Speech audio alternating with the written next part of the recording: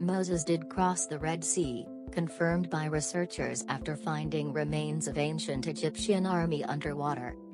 The Egyptian Ministry of Antiquities recently came across quite a revelation as they spotted evidence of the fact that the story from the Christian Bible which speaks of Moses having crossed the Red Sea might have actually happened in real life.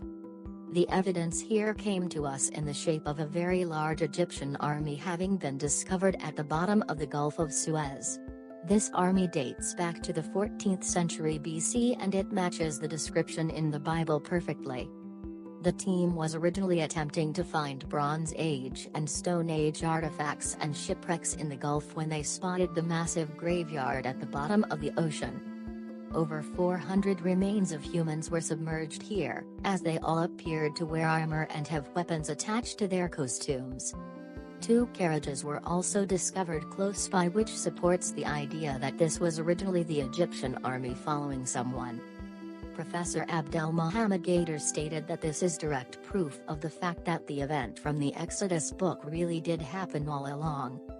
As we know from the story, the army followed Moses after he parted the sea, only for him to immediately let the water pass through seconds after all of the Jewish people passed it safely. Moses must have shown them a little of God's wrath right there, crushing them all to smithereens in a matter of seconds.